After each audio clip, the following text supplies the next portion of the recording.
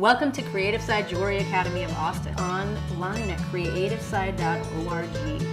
I'm Courtney Gray. I started my school here, Creative Side Jewelry Academy, 4 years ago. I'm here in Austin, and I'm going to tell you about jewelry making today.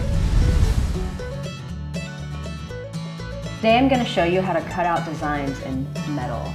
And these pieces can be used for jewelry making, or they can be used as decorative ornaments, gift-giving ideas, anything that you would like. And the first thing you need to do is pick out a saw blade that's appropriate to the metal that you're going to be sawing. Usually a good way to judge what size saw blade you need is to measure the thickness of the metal up to the teeth. You want to have 3 teeth per thickness of metal.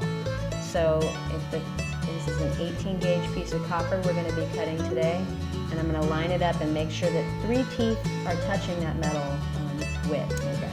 So when you load your saw blade, you absolutely need to have your teeth facing down towards the handle and out. You're going to be sawing the metal in this direction, so you need to have those teeth facing the right way. So first I'm going to show you how to load this blade. So I always use my hip as kind of a third arm. And we're going to load it in the top, clamp first, and clamp that down tightly. From that point, you want to take some wax and lubricate your blade. Now keep in mind, every jeweler does this differently. I'm just showing you my way of approaching this one technique. So from there you want to take your metal. We're going to cut this heart out of copper. This is 18 gauge copper. So the first thing we want to do is we want to take a drill bit and we want to create an opening in the metal. And I'm going to use my flexible shaft tool here, okay? This is a foot operated tool. Insert our drill bit into that. I'm going to take my metal and I'm going to create a hole where we can feed that saw blade through. I'm putting kind of a medium pressure on the metal and we're through. So I have my saw blade here.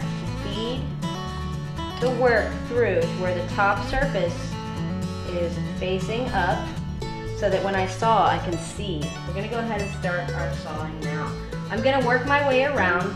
Always keep your blade moving when you're sawing.